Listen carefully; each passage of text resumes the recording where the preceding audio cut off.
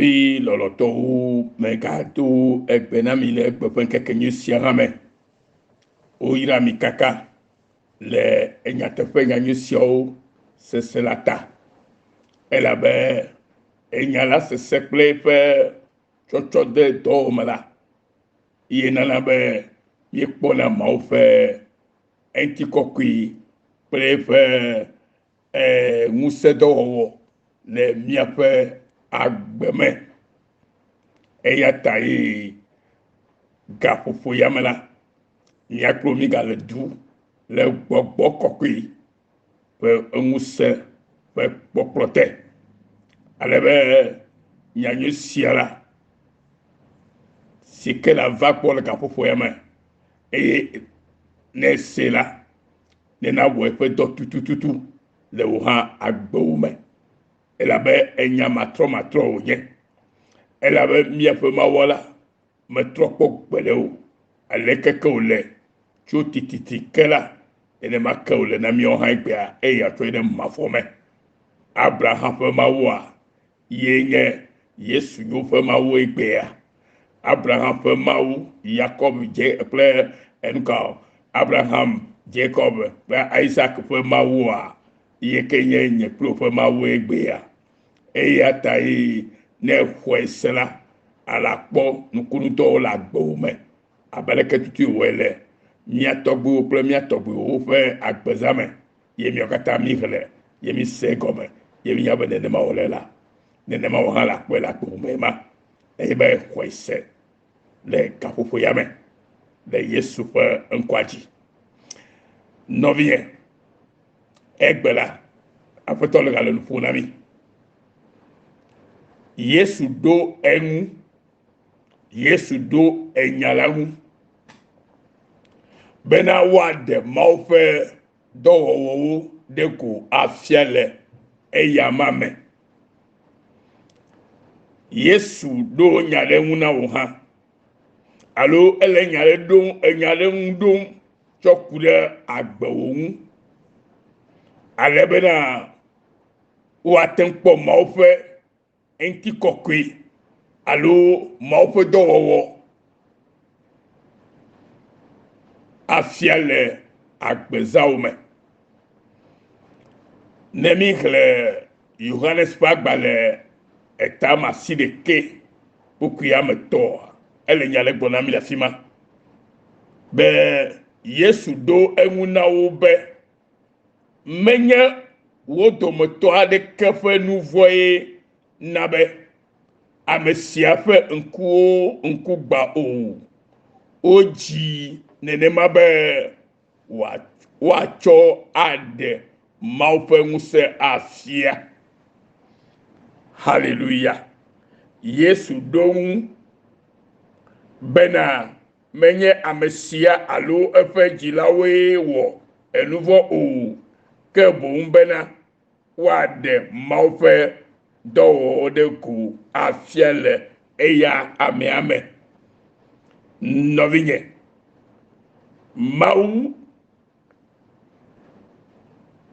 be yeaɖe eƒe dɔwɔwɔ ɖe ko afia le agbewo me.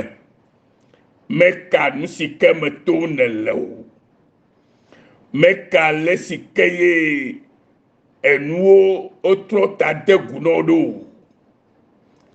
Vɔ nenye be nyateƒe nya me ye edo go Yesu Kristo le nyateƒe me la, ke nanya bena ɖe tso egbe ya dzi la, Aƒetɔ aɖe eƒe eŋutikɔkɔe alo yeƒe dɔwɔwɔ ɖe ko afia le agbewo me. Hallelujah. Eya ta medi be nase nya ya gɔme nyuie. Yesu ɖo ŋu bena menye ame sia alo eƒe dzilawoe wɔ nu vɔ̃e o, ke boŋ bena woaɖe Mawu ƒe dɔwɔwɔ ɖe ko afia le eya ma me. Bibla xlẽ na mi nyuie ɖe mi se be esi Yesu le eme tso yina la, ekpo amiade sinye nku agbato cho yepe jiji meke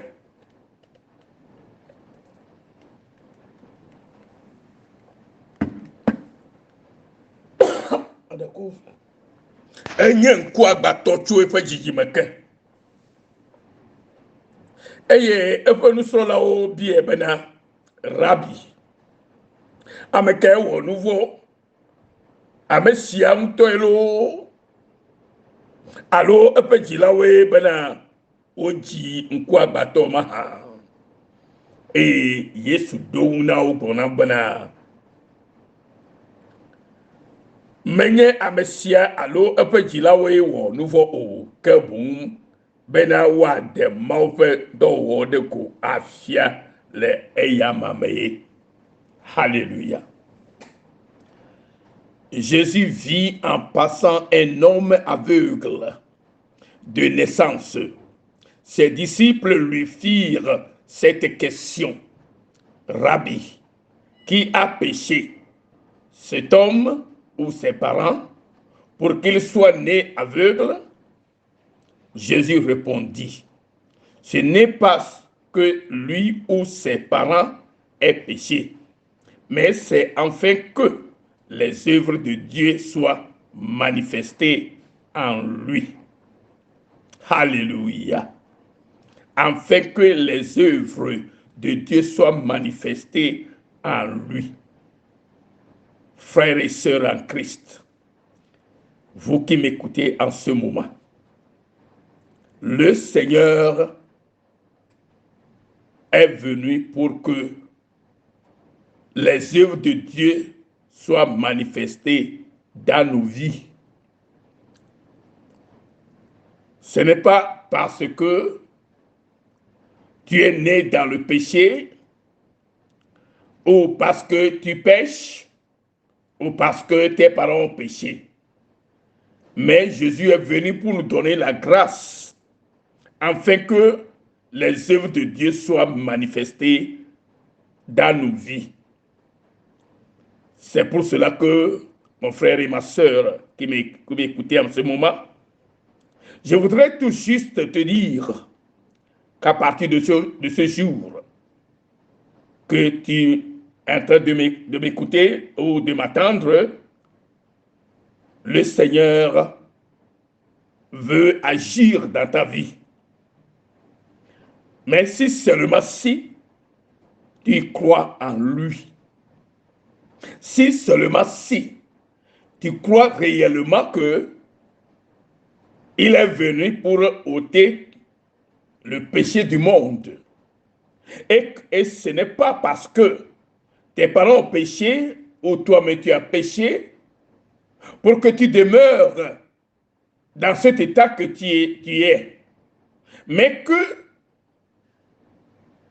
tu es la délivrance, que tu es le salut, que le Seigneur Jésus-Christ est venu jusqu'à toi, pour que les œuvres de Dieu soient manifestées dans ta vie.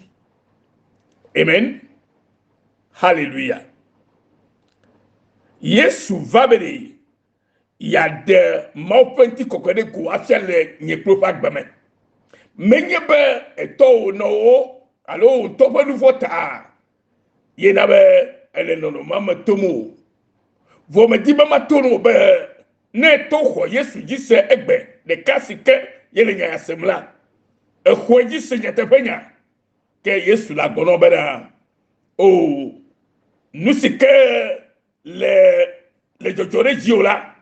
Menye nouveau taillé le jojore jiodo. Alors top nouveau kewo. Alors non alors on top nouveau kewo taillé. Elle avait Eva va dernier top nouveau là. Bena azola. Mau fait do ne dego fiel agbo. Eva be maupe mousse, il y a des maupe mousse à fiel agbome. Bena wacho kafu na maou. Les pas monve donc wala nyekluta. Hallelujah.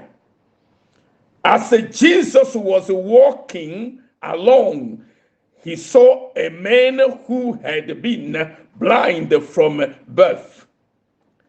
Rabbi, his disciple asked him, why was this man born blind? Was it because of his own sins or his parents' sins? It was not because of his sins or his parents' sins. Jesus answered, this happened so the power of God could be seen in him. John 9, 1-3. This happened so the power of God could be seen in him. Brothers and sisters, as you are listening or hearing this message from the servant of God, let me tell you, let me give you this opportunity to know how God is working in your behalf. It's not because of your sin. It's not anymore because of the sin of your parents. That's why you are in that condition.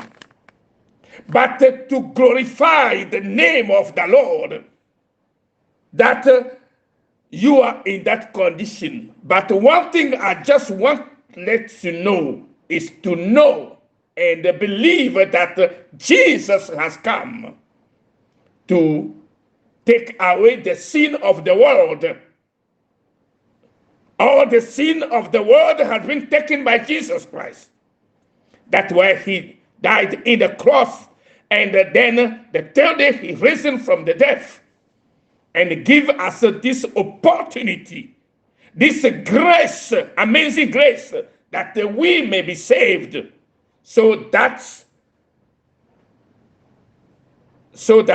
the power of God could be seen in your life.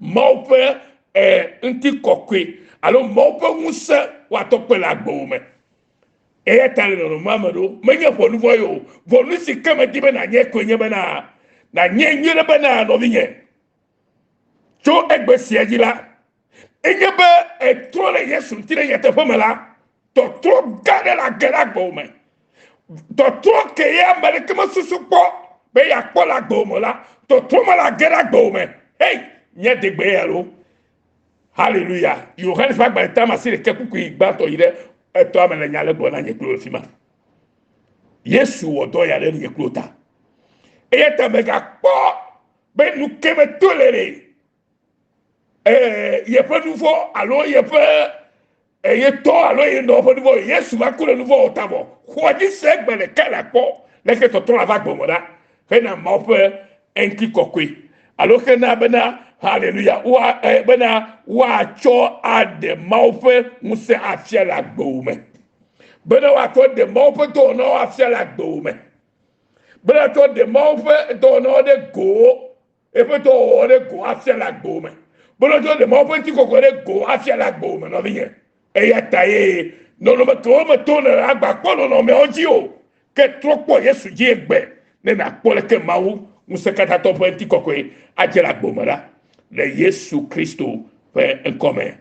No bien, esegbeya. Et me yabe secho no vio, ko yabe Yesu yo ira maululu, avadi la chotro for great mission. On se la fait benese.